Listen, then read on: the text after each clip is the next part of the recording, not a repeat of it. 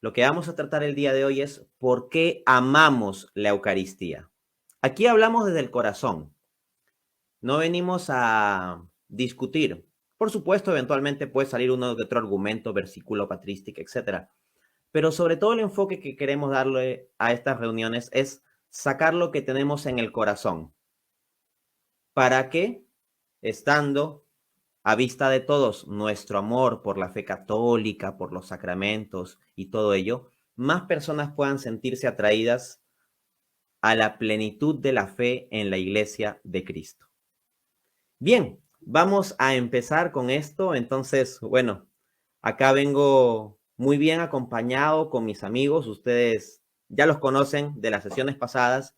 En este mismo canal de YouTube encuentran una lista de reproducción llamada Concilio Vaticano III. Así que allí pueden ver los programas anteriores. El primero, ¿por qué amamos la Iglesia Católica? El segundo, ¿por qué amamos a la Virgen María? Y este tercero, ¿por qué amamos la Eucaristía? Bueno, me toca empezar. ¿Por qué amo la Eucaristía?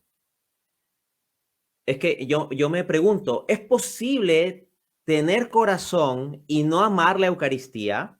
O sea, no veo que haya modo de no amar la Eucaristía.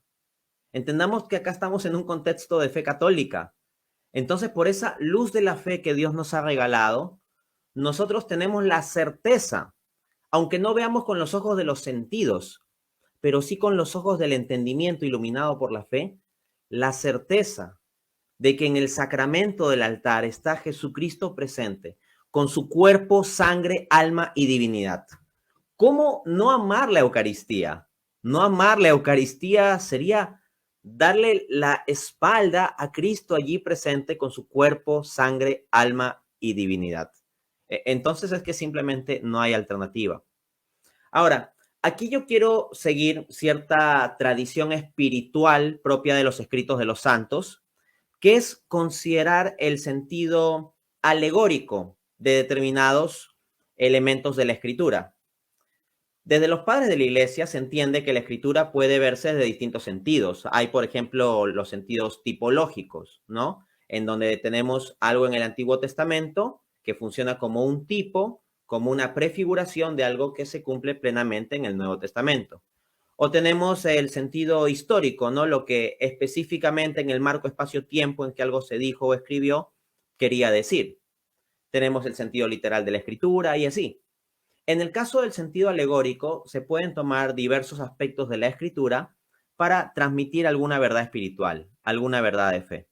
Y yo quisiera en esta instancia transmitir mi amor por la Eucaristía trayendo rápidamente a colación tres textos entendidos no ahorita bajo un sentido histórico crítico en que me meta al hebreo, arameo, griego y a un montón de contexto cultural, que puedo hacerlo. Pero en el caso de estos textos, quiero tomarlos desde una perspectiva devocional, ¿no? En ese sentido alegórico de interpretación de la escritura propio de la tradición de los santos. Comienzo con Filipenses 2 del 5 al 7. Dice, hayan ustedes los mismos sentimientos que en Cristo Jesús, el cual, existiendo en la forma de Dios, no estimó su igualdad con Dios como cosa a la que aferrarse, sino que se despojó a sí mismo, tomando la forma de siervo. Pues bien, así como se ve la gigantesca humildad y el gigantesco amor de Cristo en que, existiendo en la forma de Dios, tomó la forma de siervo, ¿cuánto es el amor que desborda en Cristo Jesús, de esos sentimientos de Cristo Jesús que toma la forma de pan? ¿Cuánta humildad? ¿Cuánta humildad? De hecho, Jesús, pudiendo haber elegido cualquier tipo de materia o alimento para este sacramento, eligió algo bastante sencillo, que está fácilmente disponible para todos: el pan, estar en la forma del pan y del vino. Qué gran humildad la de nuestro Señor. Existiendo en la forma de Dios, se despojó a sí mismo tomando la apariencia de pan. Él, el pan vivo, toma la apariencia de un pan humilde para entregarse a nosotros. Otro texto, Mateo 28:20. Jesús dice, ascendiendo a los cielos, yo estaré con ustedes y yo estaré con ustedes todos los días hasta el fin del mundo. Jesús cuando dice eso, es allí Jesús presente con su cuerpo glorificado. Él no es un espíritu sin cuerpo que se está elevando al cielo. Está ahí con su cuerpo glorificado. Y ese Jesús que está ahí con su cuerpo, con su sangre, con su alma y con su divinidad, dice, yo, es ese yo completo, estaré con ustedes todos los días hasta el fin del mundo. Y ahí yo tengo a Jesús en el sacramento del altar de forma especialísima. Por supuesto que a Jesús también lo tengo en la escritura, lo tengo en la gracia que me puede mover en cierto momento oración, etcétera. Pero donde está de forma especialísima es en el sacramento del altar. De hecho, cuando yo en ocasiones voy a hacer adoración eucarística, a veces simplemente me siento, ahí está la hostia consagrada, y hago lo que podría llamar cristoterapia. Así como hay la quimioterapia, ¿no? Que la idea es que mata las células malignas para que uno pues se vaya en lo posible tratando el cáncer. Pero claro, este es un tratamiento que termina afectando también a la salud de uno. En el caso de la cristoterapia, tú estás ahí y Jesús te va sanando, Jesús te va cambiando con el solo hecho de que tú estés ahí de forma abierta y perseverante. Pero no es que te deja debilitado, como en el caso de las quimioterapias, sino que te va fortaleciendo. Finalmente, Juan 3:16. Tanto amó Dios al mundo que entregó a su Hijo único, para que todo aquel que cree en Él no se pierda, mas tenga vida eterna. Podría decir, porque esto se dice en referencia a la persona de Dios Padre, ¿no? Dios Padre entregó a su Hijo. Podría decir también devocionalmente, tanto amó el Hijo al mundo que se entregó a sí mismo para que todo aquel que coma de él no se pierda, mas tenga vida eterna. Y si ustedes leen el capítulo 6 del Evangelio de San Juan, Jesús específicamente vincula comer su carne y beber su sangre a tener vida eterna. Y esto requiere de la fe. Tenemos que creer en el sacramento, comer del sacramento y nos transmite vida. Tanto amó el Hijo al mundo que se entregó a sí mismo también en esta apariencia de pan. Y cuando el sacerdote levanta la hostia en la consagración, siento que de un modo muy especial se cumplen esas palabras del mismo Jesús en Juan 12:32. Cuando fuere levantado, ¿no? Cuando el Hijo del Hombre fuere levantado, atraeré a todos hacia mí. Y esa es la idea del día de hoy, que el corazón de Jesús que está latiendo en la Eucaristía atraiga a todos los corazones de todos ustedes. Bien, ahora doy el paso a mi amigo Hugo. Dante, muchas gracias. Y bueno, hablar de la Eucaristía, qué privilegio, primero que todo, ¿no? Qué privilegio poder estar aquí y poder comentar con otras personas ese regalo inmenso que tenemos en nuestra fe católica, de que un sacerdote con sus manos pueda convertir el pan y el vino en el cuerpo, la sangre, el alma y la divinidad de Jesucristo. Para mí todavía me maravillo cada vez que pienso en eso. Y lo primero que quiero decirles a todos es que valoremos ese regalo inmenso que Dios nos ha dado, porque Dante, mi experiencia es que los católicos realmente no valoramos como se debe el sacramento. Y ese es mi llamado inicialmente para todos ustedes. ¿Y por qué lo digo yo? Porque yo estuve 25 años en la nueva era.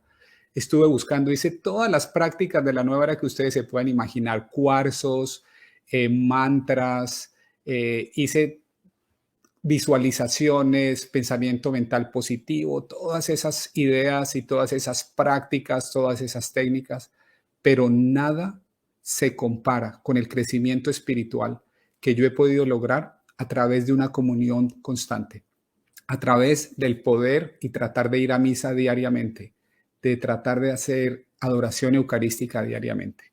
Entonces, mi consejo para los católicos, dejemos de buscar por fuera lo que ya tenemos adentro. Valoremos y explotemos ese tesoro inmenso que tenemos en la Eucaristía. Entonces, ese es para mí el mensaje principal que les quiero dar hoy. Y es un mensaje que me demoré 25 años en poder encontrar. Así que les puedo decir que esa sed que tenía internamente, solamente la pude saciar en el sacramento de la Eucaristía. Entonces, ese es el primer mensaje. Y el segundo mensaje, y yo creo que es muy importante, y se lo escuché a Dante recientemente en uno de sus videos de apologética con respecto a la Eucaristía, es la idea de la Eucaristía como sacrificio. Y desafortunadamente nosotros hemos perdido conciencia de la importancia que existe, de la conexión que existe entre la adoración a Dios y el sacrificio. Y déjenme mostrarles un pequeño pasaje en Génesis 22. Génesis 22 es uno de los pasajes más importantes de la Biblia. Es un pasaje que se cita continuamente en el Nuevo Testamento, en las cartas de Pablo, en las cartas de Santiago. Y básicamente es allí donde Dios le pide a Abraham que sacrifique a su hijo. Dios le dice: toma a tu hijo único, a quien amas, a Isaac, y ve a la tierra de Moriah y ofrécelo allí en sacrificio. La palabra es en holocausto, sobre uno de los montes que yo te diré. Entonces, Dios le dice: sacrifícalo. O sea, el sacrificio era la prueba final para Abraham. Pero lo interesante es que cuando uno sigue leyendo, estoy en Génesis 22, cuando uno sigue leyendo, en el versículo 4, Abraham le dice a los mozos, le dice: quedaos aquí con el asno, yo y el muchacho iremos hasta allá, adoraremos y volveremos a vosotros. Entonces, yo quiero que vean esto. Hay una conexión en la Biblia entre lo que es adorar a Dios y el sacrificio. O sea, a Dios lo adoramos a través del sacrificio. Y el mensaje fundamental para mí, para que yo quisiera que se lleven hoy de mi intervención es: la misa es ese lugar especial en el universo, en el tiempo y en el espacio donde nosotros podemos ir y ofrecer nuestros sacrificios con el sacrificio más elevado, con el sacrificio más agradable para Dios, que es el sacrificio de su Hijo mismo. Entonces, la Iglesia tiene una enseñanza con respecto a este punto, donde nos muestra que efectivamente el propósito de la Santa Misa es que nosotros podamos ofrecer nuestro sacrificio con el sacrificio de Cristo en la cruz. Y déjenme leerles este pequeño extracto y lo voy a repetir, se lo voy a copiar a Dante porque creo que es uno de los elementos fundamentales que nunca se nos debería olvidar. Dice así: la Iglesia, que es el cuerpo de Cristo, participa en la ofrenda de su cabeza. Es decir, cuando estoy en una misa, el ofrecimiento que Cristo está haciendo en la cruz, que es el acto de adoración más elevado a Dios, yo me estoy uniendo a eso. ¿Por cuenta de qué? Por cuenta de que la Iglesia es la esposa de Cristo. Con Él, ella se ofrece totalmente. Y mi mensaje para ustedes es: cuando vayan a misa, aprovechen esa oportunidad para ofrecerse completamente y van a darse cuenta de que la experiencia espiritual que ustedes empiezan a tener va a ser absolutamente transformadora. Dice el Catecismo: la Iglesia se une a su intercesión ante el Padre por todos los hombres. En la Eucaristía, el sacrificio de Cristo se hace también el sacrificio de los miembros de su cuerpo. La vida de los fieles, su alabanza, su sufrimiento, su oración y su trabajo se unen a los de Cristo y a su total ofrenda y adquieren así un valor nuevo. Ese es el Catecismo numeral 1368. Pero lo que yo quiero que ustedes entiendan es lo siguiente: cuando ustedes tienen una pena, cuando ustedes tienen un sufrimiento, vayan a la misa y entréguenlo. Entreguen ese sufrimiento, porque lo que hacen es sublimarlo, lo que hacen es elevarlo, y eso que es sufrimiento se convierte en una bendición. Eso que es sufrimiento se convierte en un acto de adoración a Dios.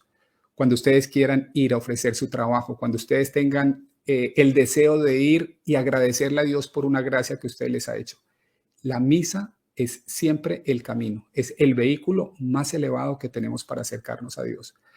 Y muchas veces pensamos que hay que hacer buenas obras y hay que hacerlas, hay que hacer obras de misericordia, pero la mejor obra, la obra más elevada que podemos hacer es ir a una misa y ofrecer nuestro corazón completamente, sin limitaciones, sin condiciones a Dios.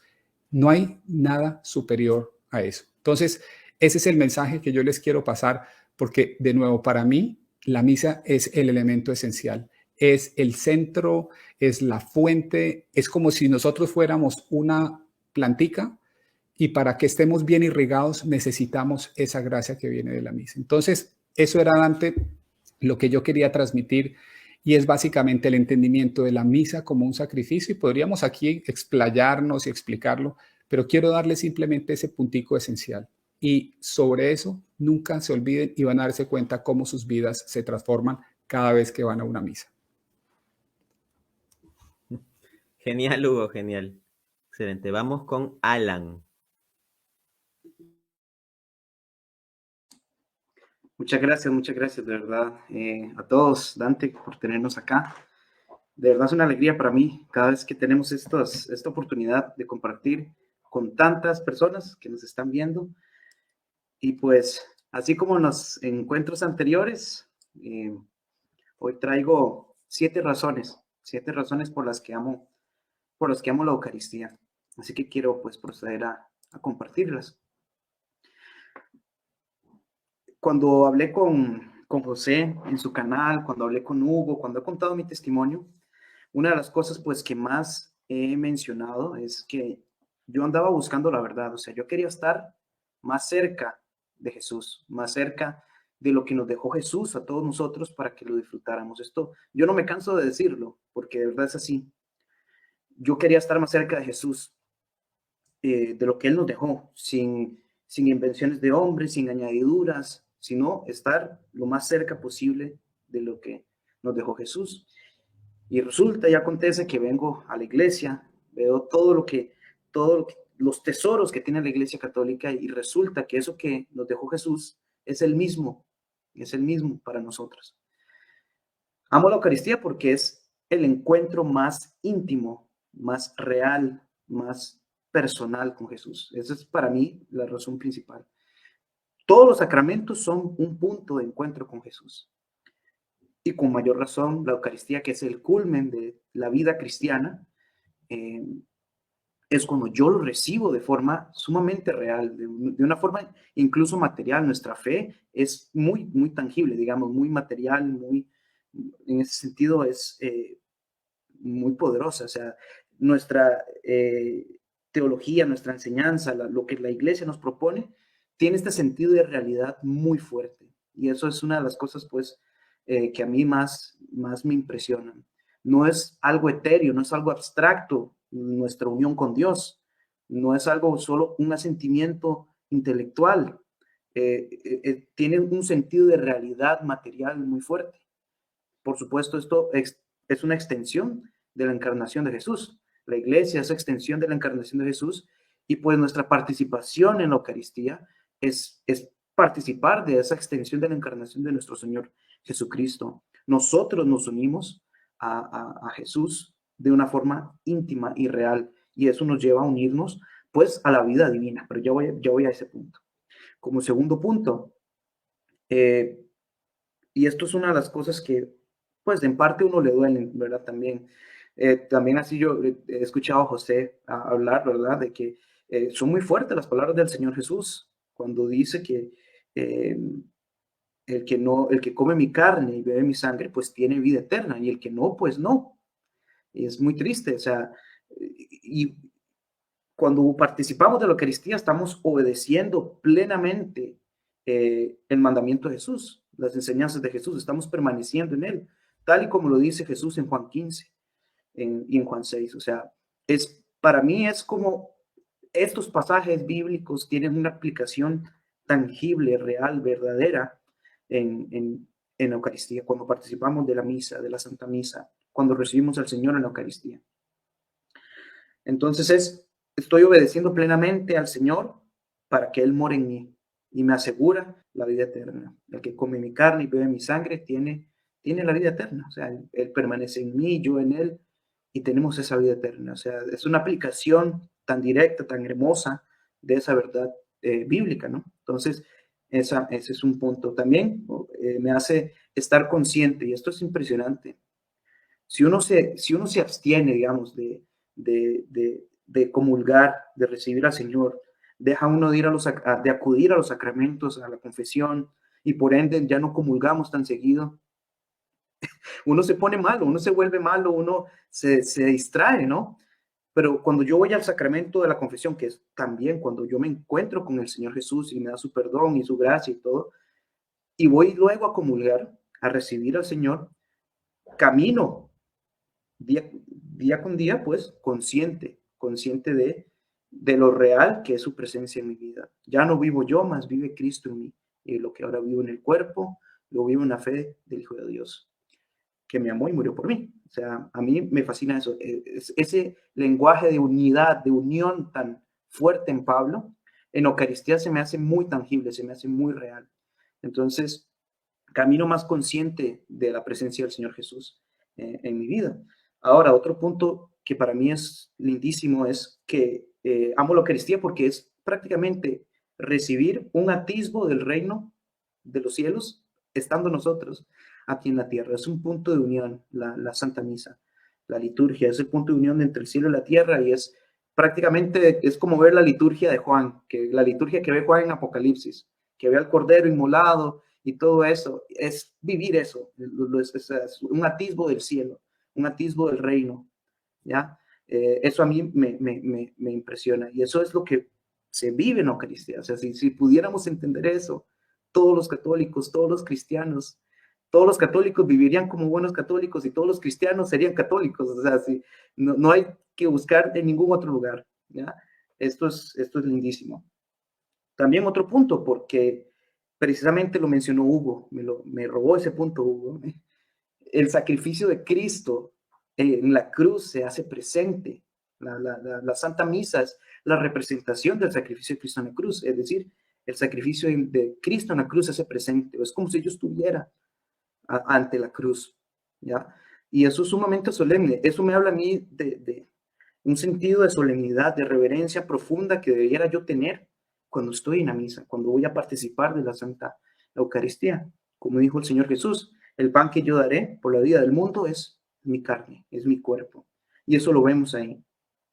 Otro punto, pues cada vez que participo de la Sagrada Eucaristía, ¿por qué amo la Eucaristía? Porque me hace partícipe de la naturaleza divina.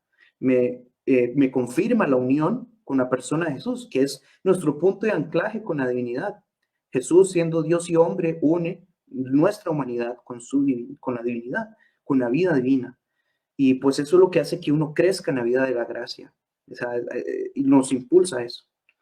Y como punto final, pues amo la Eucaristía porque amo a Jesús, que es el camino, que es la verdad, que es la vida. Y cuando lo recibo en la Eucaristía, pues Él mismo camina conmigo en ese camino que es Él. Recibo y vivo con gozo la verdad que es Él y recibo la vida eterna y verdadera que es Él. Entonces, así yo resumo por qué amo la Eucaristía. Genial, Alan. Muchas gracias por exponer todos esos puntos. Ahora vamos a darle el turno a mi querido Nahuel para que nos cuente por qué sonríe. ¿Por qué sonrío? Es largo de explicar. ¿Se me escucha bien para empezar? Bien. Vamos por partes. Quisiera dividir esta exposición en 3 puntos. El primero de ellos, y siendo para ir muy rápido, es una confesión. Señores, yo soy un engañador. Porque la realidad es que, más allá de lo que uno pueda pensar de la persona cuando la ve a distancia y tal, yo soy un hombre que tiene una cantidad incontable e inefable de vicios, pecados y dificultades, de muchas naturalezas. Soy una persona que tiene muchos fallos. Con lo cual, no es difícil entender por qué una persona así, cada vez que se acerca a comulgar y tiene que arrodillarse para recibir la hostia, le agarra, no sé, esto me lo han dicho las personas, ¿no? Yo tengo una especie de cara de alegría en ese momento, de beatitud que no la tiene cualquiera. Pero ¿por qué es eso? Porque esencialmente uno nunca debe perder de vista, cuando va a hacer algo semejante, qué es lo que tiene enfrente. Señores, eso que está ahí delante puede parecer pan, pero no lo es. No solamente es todo el Hijo de Dios hecho carne, sino que es todo Dios en sí mismo. lo que tenemos enfrente es a la esplendorosa y maravillosa y más excelsa forma de existencia posible, el más grande ser concebible, que se está haciendo una cosita chiquitita para poder entrar en tu boca y poder perfeccionarte. Y claro, les voy a contar una historia. Es una historia bastante oscura en realidad, pero va a ayudar a entender por qué creo que no terminamos de dimensionar el valor de esto muchas veces. Creo que ni siquiera yo lo hago. Miren, yo lo comenté en el directo con José Plasencia, que yo antes de ser católico pasé por un largo proceso de búsqueda espiritual. Pero hay un detalle que no mencioné, y es muy importante. Y es que por un momento, por razones que son largas de explicar, pero no son tan absurdas como parecen, llegó un momento en mi vida en que prácticamente me convencí de que si bien era probable que Dios existiera, el amor universal de Dios era una fantasía. Era directamente una ilusión que habían erigido algunas personas a raíz de una interpretación errada, si se quiere, de sus propios textos religiosos. Con lo cual, si uno analiza con lo cual lo que yo tenía al pensar en Dios no era un padre amoroso o un hermano esplendorosamente humilde que se nos entrega de esa forma, que tanto amó al mundo que quiso darse en forma de pan para que cualquiera que coma de él no se pierda, mas tenga vida eterna. Sino que yo lo que podía ver era una especie de enemigo, sádico, omnipotente y que no tiene límite a lo que puede hacer. Eso fue, paradójicamente, lo que últimamente me llevó. A ver, ustedes pueden imaginar lo que significa esa idea en la mente de una persona joven. Fue catastrófico a todos los niveles. Empeoró muchísimo todos mis problemas y hasta el día de hoy estoy lidiando con las consecuencias de eso. Pero llegó un momento en la vida en que esa idea me llevó a enamorarme del Dios que había descubierto en la Iglesia Católica, paradójicamente. Porque, vamos a ver, ¿puede haber algo más maravilloso que un ser que es capaz de entregarse de esa forma por amor al hombre?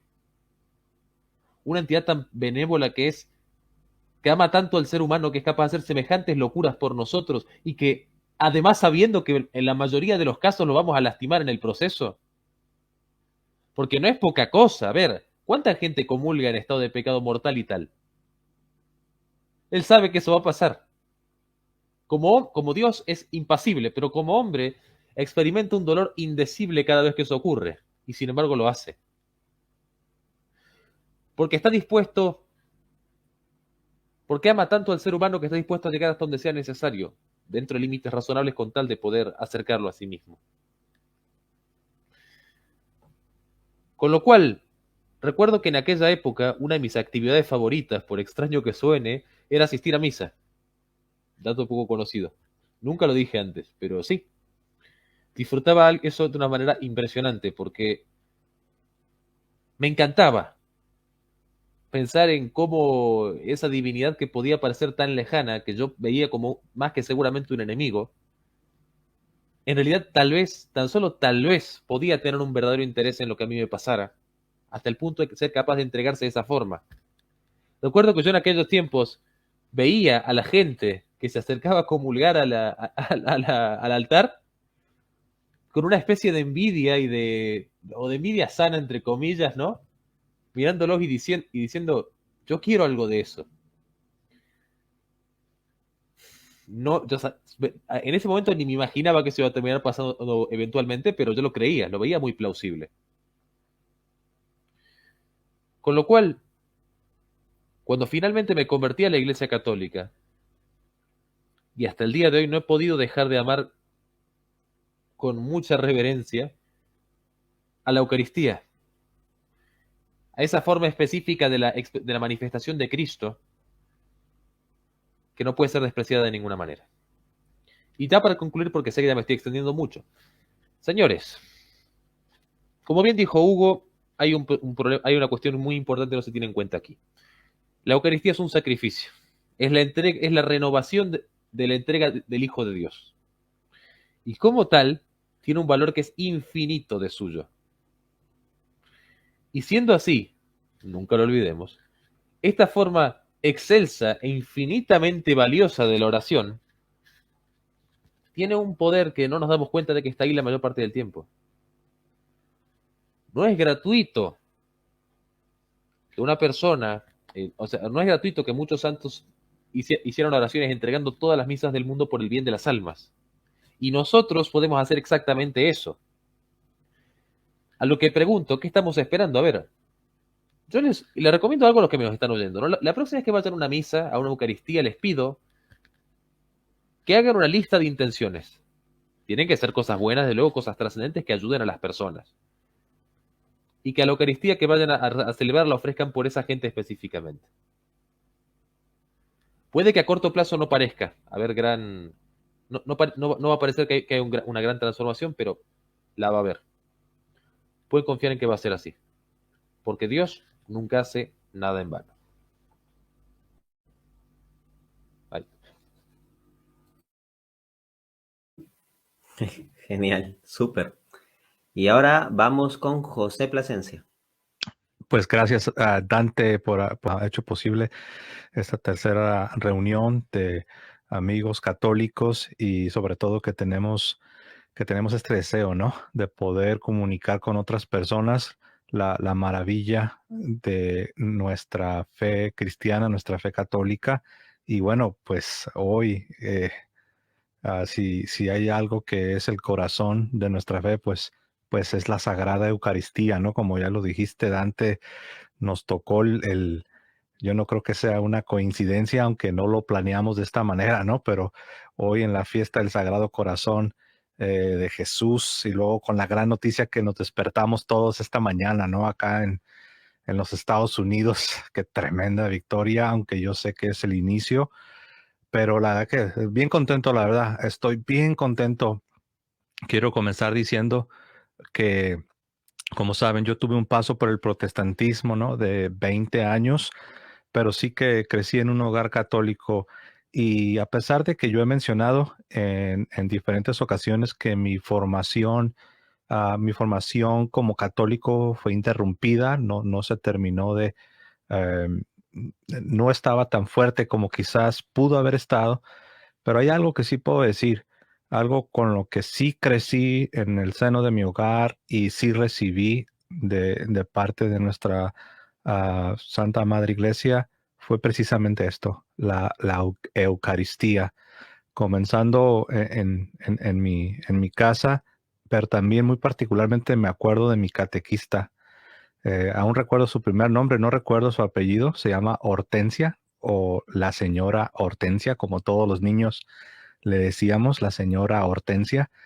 Ah, yo recuerdo cómo ella, con, cómo con tanto cariño y ternura nos explicaba, se desvivía por explicarnos el significado de la Sagrada Eucaristía, porque precisamente se nos estaba preparando para ser partícipes por vez primera de este hermosísimo y sublime sacramento como lo es el cuerpo, sangre, alma y divinidad de nuestro Señor Jesucristo que se nos comunica a cada vez que participamos de este sacramento.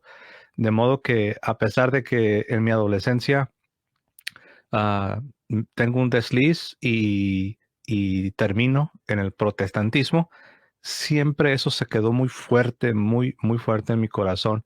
Ya lo he platicado en otras ocasiones, no estaría de más mencionarlo, una experiencia que tuve creo que tal vez fueron las primeras semanas ya de protestante, ya de bautista, en una congregación bautista. Se estaba participando de lo que en la tradición bautista se llama la Cena del Señor. Ellos no le llaman la Sagrada Eucaristía. Y recuerdo que pues yo estaba presente y yo recuerdo que yo estaba con una reverencia por los cielos. Yo no entendía, ahora lo entiendo, pero en ese momento no entendía que ahí no estaba realmente la presencia real de Jesucristo. Pero yo en mi corazón estaba con una suma reverencia. Cuando se acabó la celebración, al final del servicio, se me acerca una hermana, con buenas intenciones, lo creo, pero algo interesante sucede. Me dice, José, quiero hablar contigo. Noté que cuando estábamos participando de la cena del Señor, te vi que estabas muy metido, con demasiada reverencia. Y quería decirte que que eso no es como creen los católicos. Ese no creemos que es el cuerpo, la sangre de Cristo. Yo recuerdo que en mi inocencia, en mi ignorancia, no supe cómo procesarlo, pero algo dentro de mí me dijo, no sé, sentí como que intuitivamente sentí que no estuvo bien lo que me dijo. Ahora entiendo que realmente no estaba ahí el cuerpo de Cristo, pero en ese momento en el tiempo, am, sin darme cuenta, ahí yo siento, ¿no? Se me estaba ya robando lo que era eso, ¿no? Adelantando, como dicen, fast forward, adelantándole 20 años a mi historia, ya yo tratando de comprender lo que creían los católicos, tratando al principio de desmentir lo que decían los católicos y según yo comprobar que no estaban en la verdad, que según yo decía, yo me voy a preparar de tal forma que voy a conocer el catolicismo mucho mejor que ellos y denodadamente voy a demostrarles que están en error. Ah, pero me encuentro con los padres de la iglesia. Me encuentro con los padres de la iglesia y pues ellos, en lugar de yo destruir a la iglesia católica, ellos, por así decirlo, me destruyeron a mí, ¿no? Al menos destruyeron mis creencias. Algunos se preguntarán, pues, ¿qué leíste? ¿Qué leíste en los padres que causó tan fuerte impacto? Y aquí cito la Didache, que es un documento que es de aproximadamente el año 70, primer siglo, que recoge la enseñanza de los apóstoles y lo leo a la letra: el alimento y la bebida sobre los cuales se pronuncian las plegarias de bendición son alimento y bebidas espirituales de los cuales solo los bautizados pueden participar.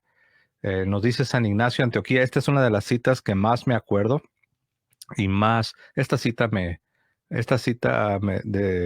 palabras más bien, ¿no? Estas palabras de San Ignacio de Antioquía, quien escribe muy a principio del siglo II, en el año 107 es cuando él es martirizado, y dice San Ignacio, pero observad bien a quienes tienen una opinión heterodoxa. Vean qué contrarias son sus opiniones a la mente de Dios. Se rehúsan a recibir la Eucaristía y a rezar, porque ellos no admiten que la Eucaristía sea la carne de nuestro Salvador Jesucristo, la cual sufrió por nuestros pecados y el Padre resucitó por su bondad. También San Justino Mártir, converso al catolicismo, filósofo. De hecho, cada vez que no sé por qué, cada vez que medito en San Justino Mártir, me acuerdo de ti, Dante, y dice San Justino que, por cierto, fue laico, fue converso, laico y apologeta. Él es el apologeta laico, ¿no? Y dice San Justino, a este alimento lo llamamos Eucaristía, y nadie puede participar de ella a menos que crea que nuestra enseñanza es verdadera. No lo recibimos como pan o bebida comunes, tal como nos han enseñado. El alimento que se ha preparado en la Eucaristía a través de la oración eucarística que Él pronunció. Este alimento es la carne y la sangre del mismo Jesús encarnado. San Justino Mártir, alrededor del año 150. Yo recuerdo, hermanos, para ya no extenderme demasiado, que yo tenía 1000 cosas que yo todavía no podía en una buena conciencia aceptar. Había 1000 cosas del catolicismo que no me convencían, que no las podía aceptar y que ahí las tenía yo todavía en contra de los católicos. El purgatorio, algunos aspectos marianos.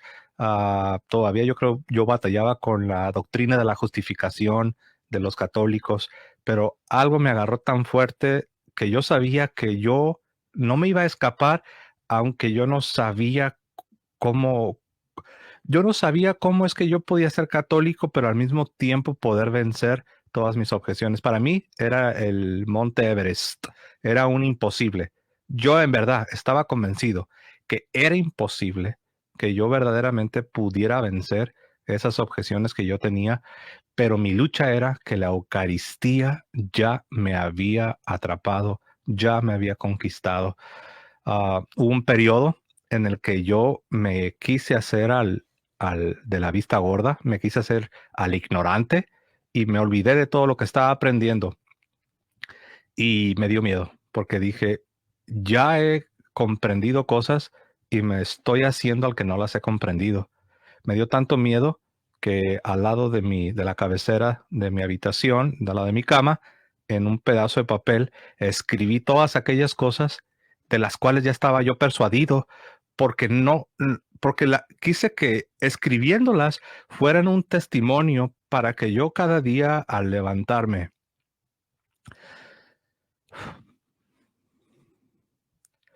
pudiera verlas y pudiera que fuese como una predicación continua y diaria cada mañana al levantarme, porque yo no quería ser católico.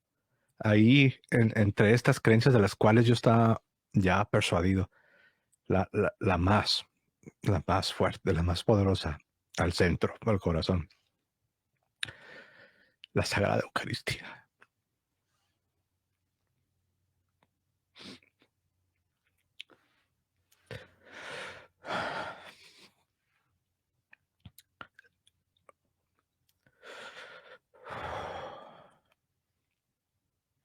Es lo más sublime que tenemos. Hugo decía, el aspecto sacrificial de la Sagrada Eucaristía apunta a la adoración que debemos rendirle a nuestro Creador. También podemos decir que ese mismo aspecto sacrificial apunta al grande amor que el Creador nos tuvo, no solo en un momento de la historia, sino cada momento en el tiempo que participamos de Él, se nos entrega. Amo a Jesucristo y qué placer poderlo recibir cada día en la Sagrada Eucaristía. Gracias. Genial. Vamos con Tomás.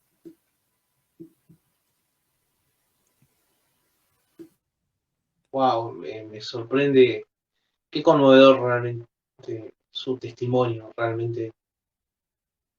Mucha gente no llega a valorar realmente lo que ocurre en la Sagrada Misa. Y acá citando a San José María, bajo la especie de pan y vino está Él, realmente presente, con su cuerpo, su sangre, su alma y su divinidad.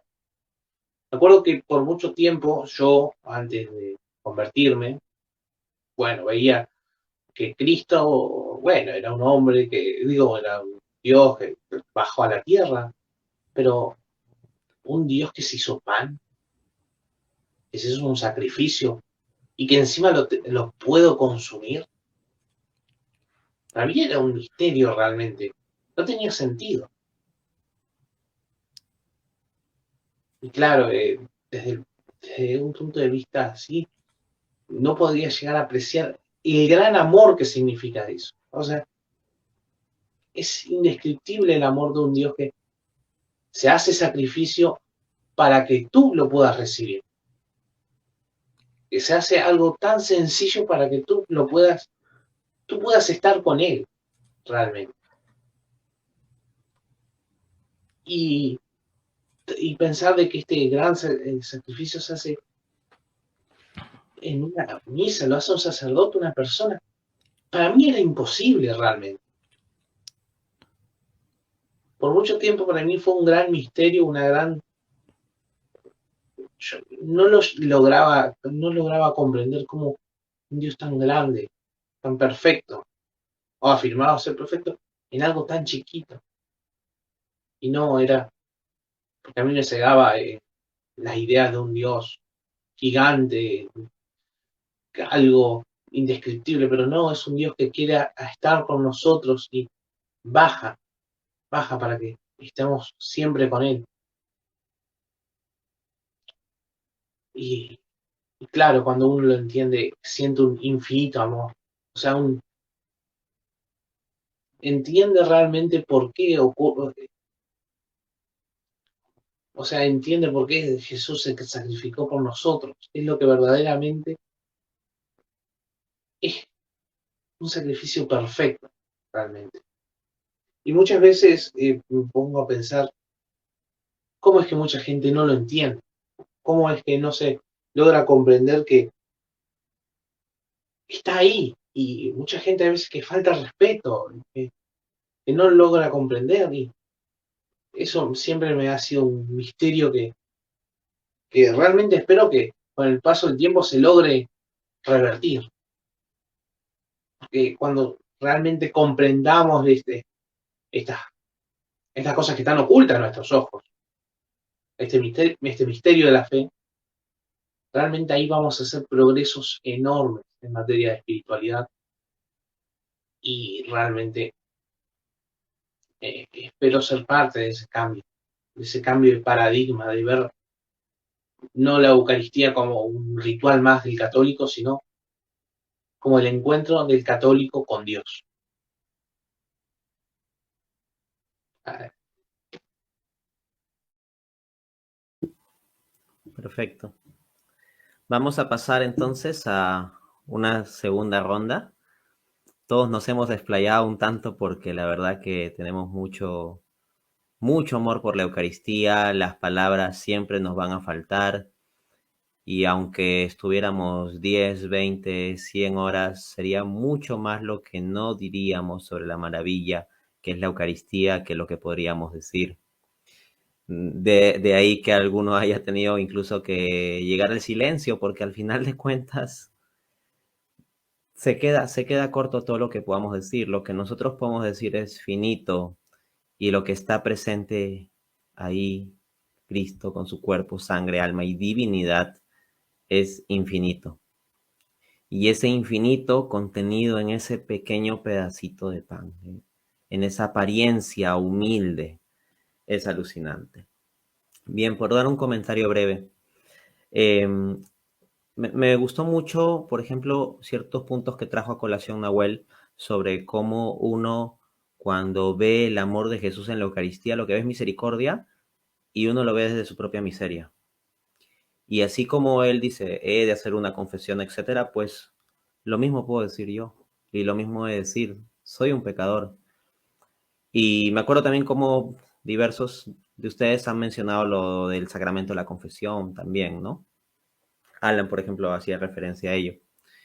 Y cuando yo comulgo, poco luego de haber ido al sacramento de la confesión, cuando yo salgo del sacramento de la confesión y, por decirlo así, regreso con mi vida, siento como si fuera alguien que acaban de sacar de la basura.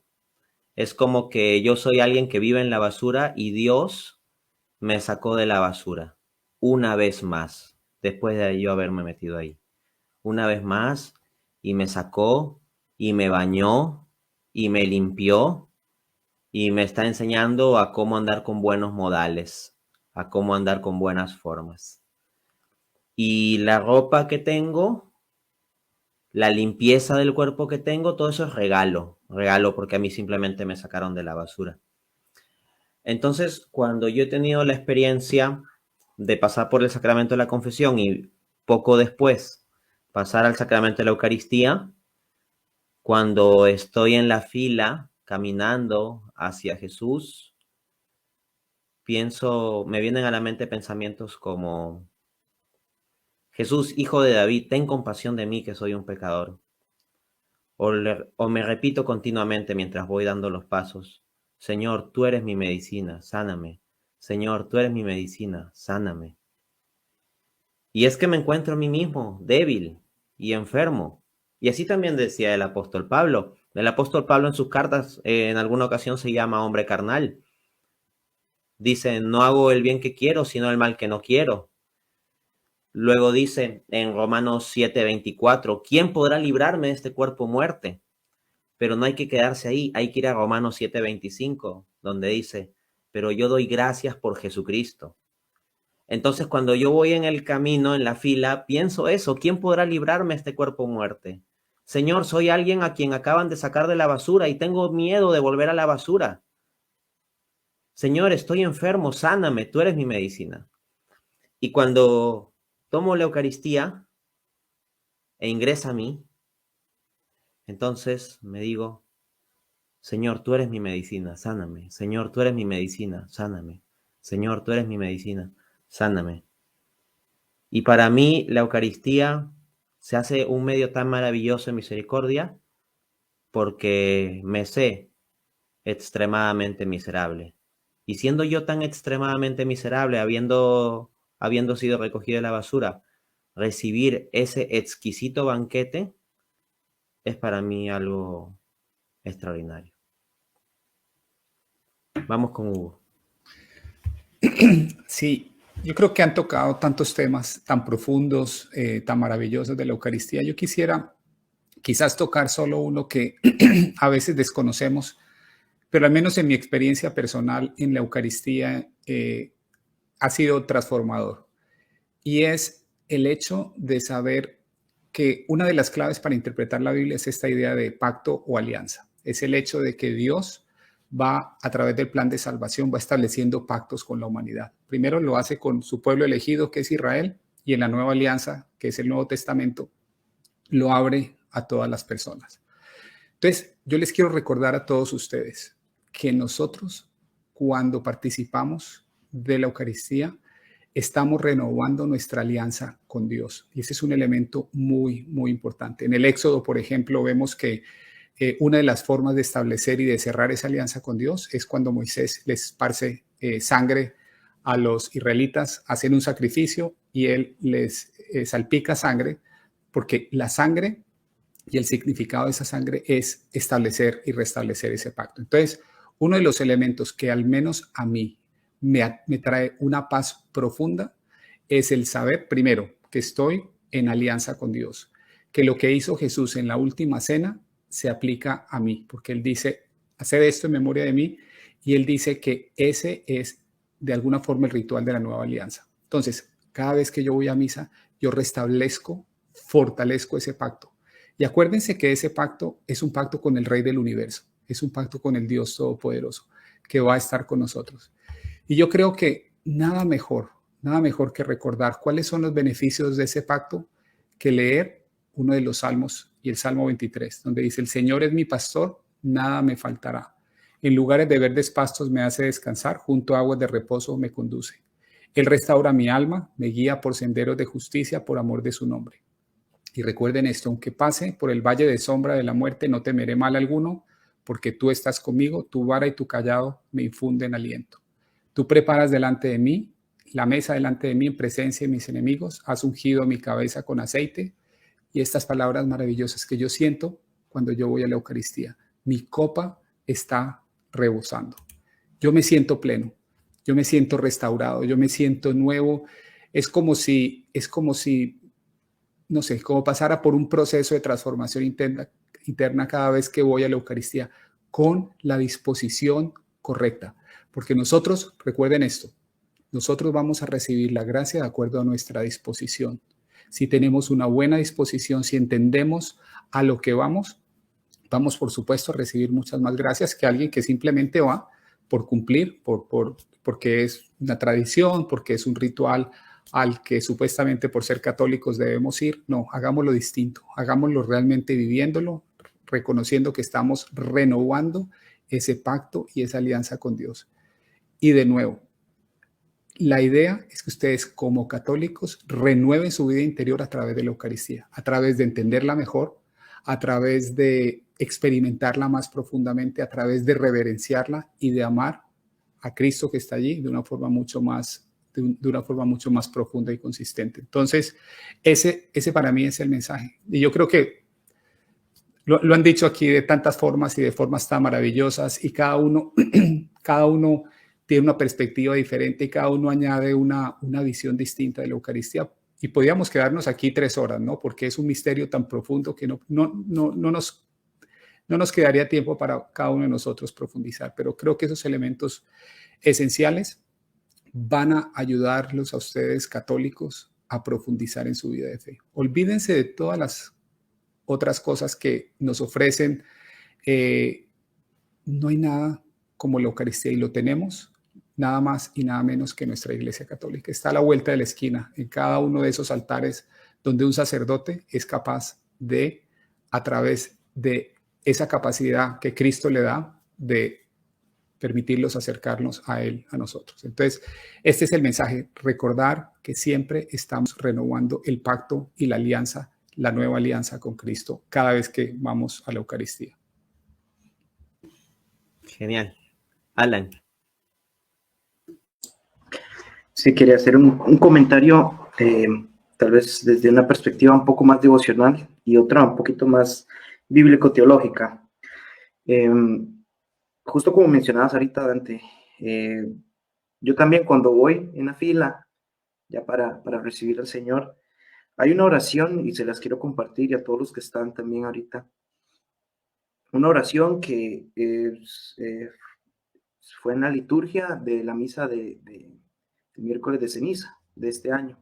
Y se me quedó grabada esa oración para hacerla cada vez que voy a recibir al Señor en la Santa Misa, en la Sagrada Eucaristía. Y esta oración decía así, decía, que tu bondad venza mi pecado, que tu bondad venza mi pecado.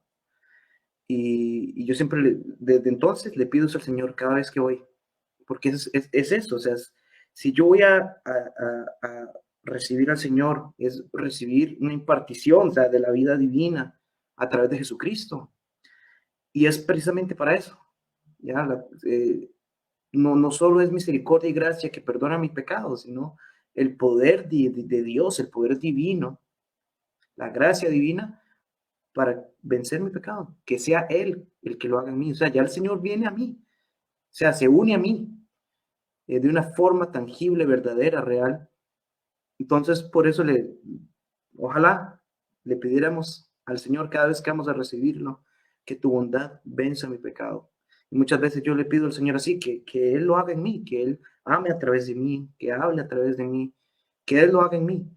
Y qué bonito tener este signo tan real, tan verdadero, de que el Señor viene a estar dentro de nosotros. O sea, para mí eso es increíble. Entonces les quería compartir eso. Y pues por un lado no quiero dejar esta oportunidad como para hacer un comentario un poquito bíblico, ¿verdad? Teológico. Para mí es impresionante lo que dice 1 Corintios 10, 16 al 17. O sea, muchos debaten que lo de Juan 6, que lo que dicen los sinópticos, ay, que no sé qué, que símbolo, que aquí, que allá. Sabemos que no es así, pero para mí es tan claro, tan directo, 1 Corintios 10, 16, donde precisamente el apóstol Pablo está hablando de la Eucaristía, para que la gente de Corinto se ordenara, que celebrara pues la Eucaristía de forma digna y demás, y establece orden el apóstol Pablo. Y él dice así, cuando bebemos de la copa bendita por la cual bendecimos a Dios, participamos en común de la sangre de Cristo. Cuando comemos del pan que partimos, participamos en común del cuerpo de Cristo. Más claro imposible. O sea, para mí es tan claro. Participamos de la copa, participamos del pan, participamos del cuerpo y en la sangre. O sea, más literal.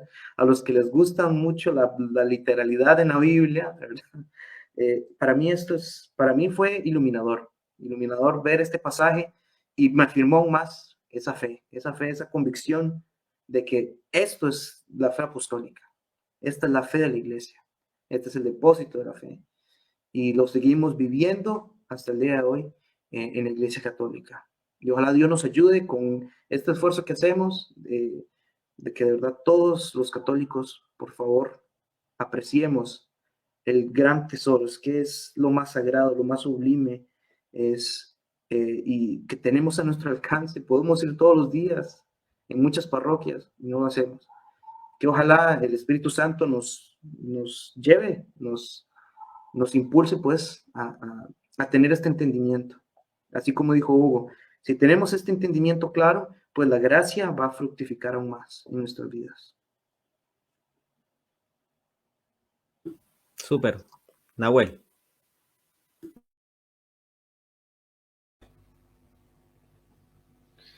Pues bien, ¿qué puedo decir que no haya dicho ya, eh? Solo insistir en en algo que ya señalé y que creo que que creo que si le diéramos más importancia valoraríamos mucho más, no solamente la Eucaristía como tal, sino todo lo que rodea a la fe católica en general. Señores, no es por alardear de nada,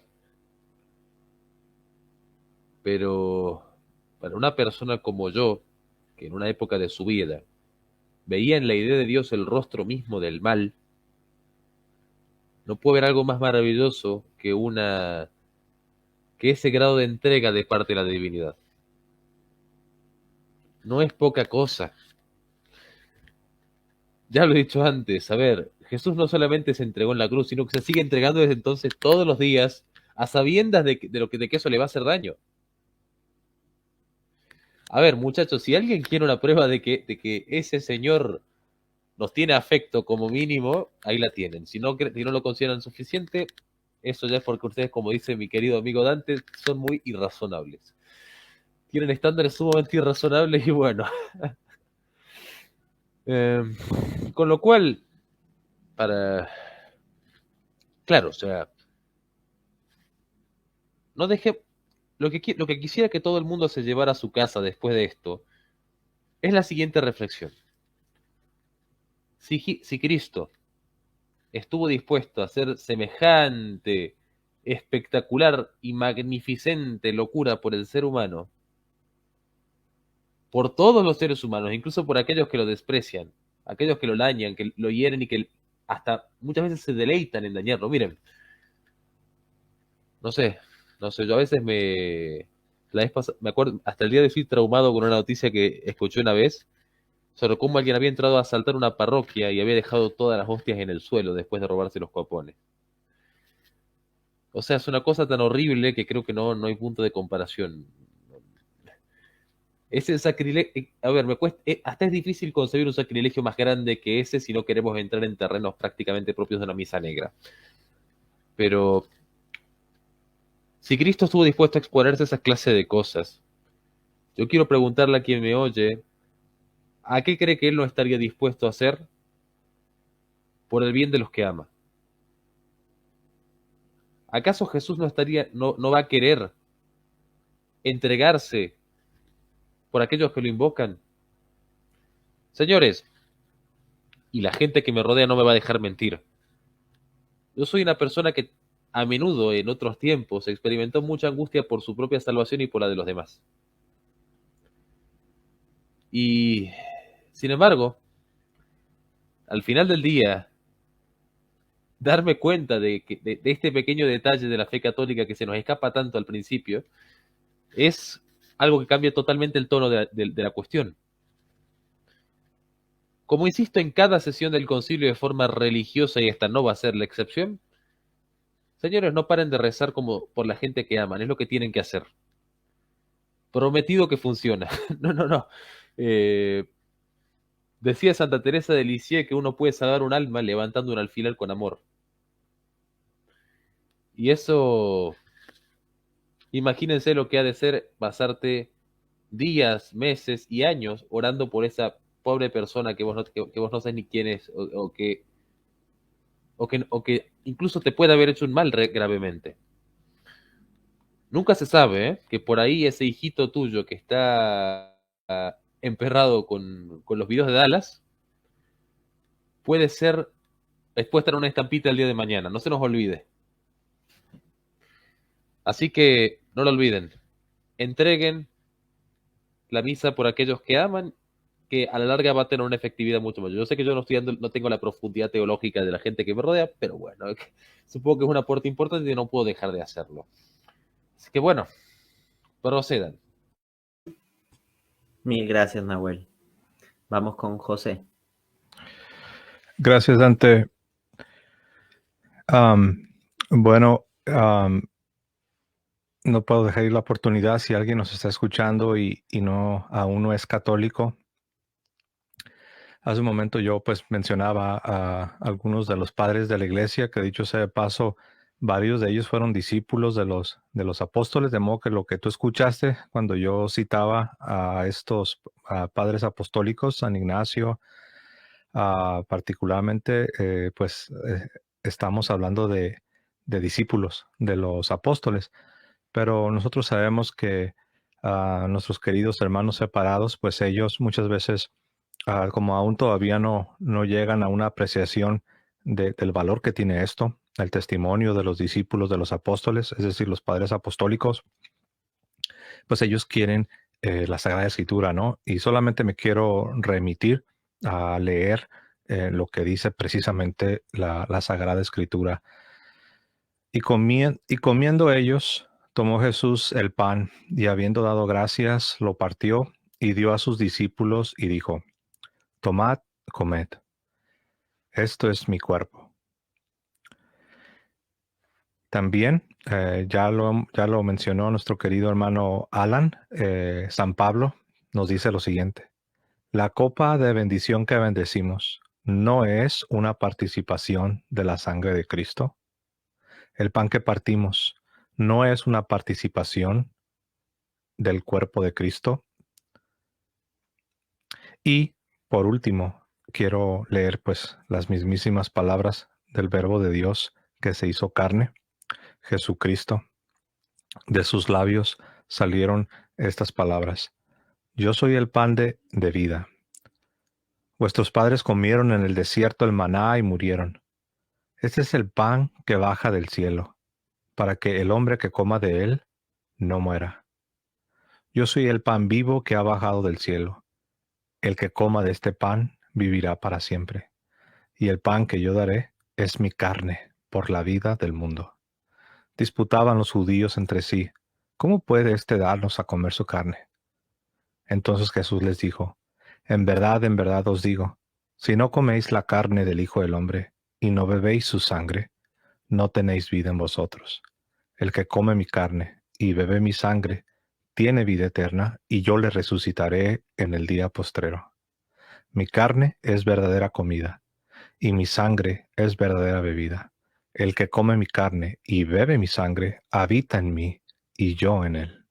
Como el Padre que vive me ha enviado, y yo vivo por el Padre, así del mismo modo, el que me come vivirá por mí. Este es el pan que ha bajado del cielo, no como el de vuestros padres, que lo comieron y murieron. El que come este pan vivirá para siempre. Bueno, aquí termino la lectura de las palabras del Señor Jesucristo en San Juan, capítulo 6, versos del 48 en adelante. Termino simplemente recordándoles que hubo quienes de sus discípulos, que ya eran sus discípulos, ya eran sus seguidores, ya habían hecho ciertos sacrificios, pero cuando se encuentran con esta enseñanza dura, con esta palabra dura, Jesús les dice: ¿esto los ofende? Pues, ¿qué si vierais al Hijo del Hombre ascender al cielo? ¿Qué si vierais al Hijo del Hombre ascender de donde descendió primero? Es interesante, porque Jesús está comparando su enseñanza que acaba de impartir, su enseñanza de la Sagrada Eucaristía, el pan vivo, la está comparando con otro evento sobrenatural. La está comparando con la mismísima ascensión a los cielos. El pan que descendió es aquel Jesús resucitado que ascendería a los cielos. Es un evento sobrenatural y necesitamos creer la Sagrada Eucaristía de la misma manera que creemos en aquel glorioso evento de la ascensión de nuestro Señor Jesucristo. Dios les bendiga a todos. Tomás.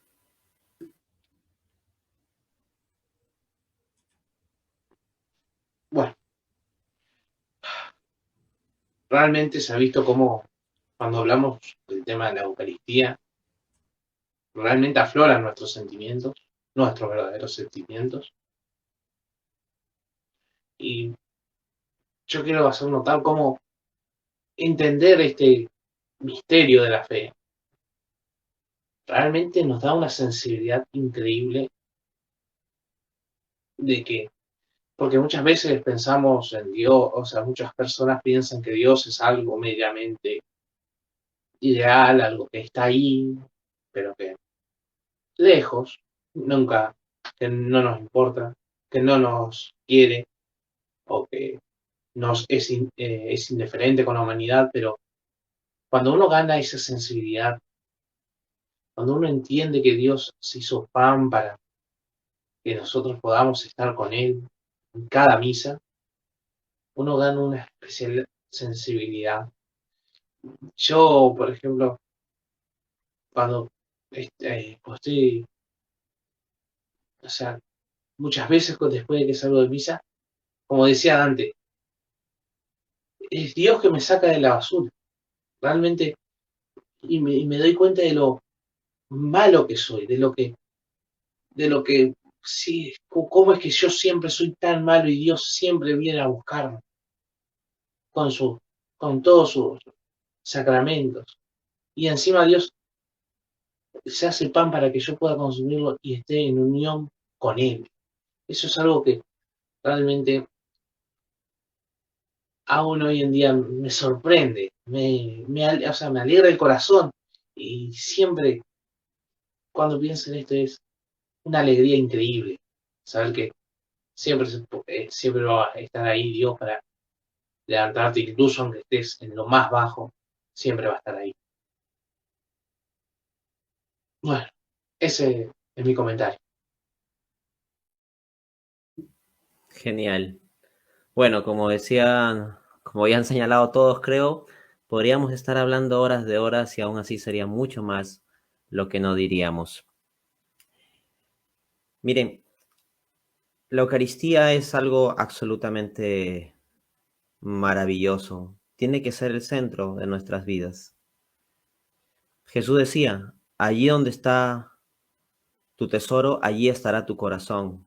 Tenemos que preguntarnos si nuestra semana está centrada en torno a la Eucaristía, si nuestro día está centrado en torno a la Eucaristía.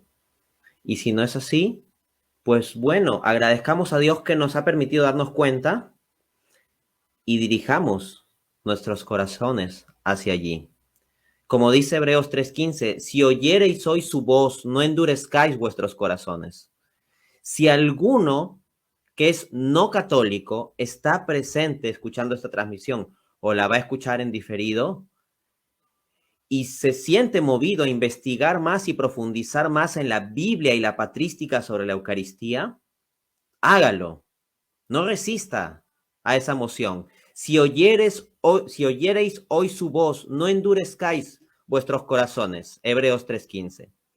Y dice en Mateo 13 del 45 al 46, también el reino de los cielos es semejante a un mercader que busca buenas perlas, que habiendo hallado una perla preciosa, fue y vendió todo lo que tenía y la compró. Así que tal vez tú en aquella denominación en que estás fuera de la fe católica, tienes muchas cosas, tienes compañeros, tienes un ministerio, tal vez eres un pastor protestante que obtienes ingresos y sustentas a tu familia con eso. Y puede ser que tengas que dejar de lado muchas cosas, muchas relaciones, comodidades, ingresos, familia, amigos, contacto, por venir a la Iglesia Católica en pos de la presencia real de Cristo en la Eucaristía. Pero Él es la perla del gran precio. La Eucaristía es la perla del gran precio. Y vale la pena que dejes de lado absolutamente todo por venir a la Iglesia Católica, donde en cada misa está Jesús presente en su cuerpo, sangre, alma y divinidad. Aquí en la Iglesia Católica, amigo mío, te esperamos. Y más importante que eso, aquí en la Iglesia Católica, en cada misa, te espera Jesús. Si oyereis hoy su voz, no endurezcáis vuestros corazones.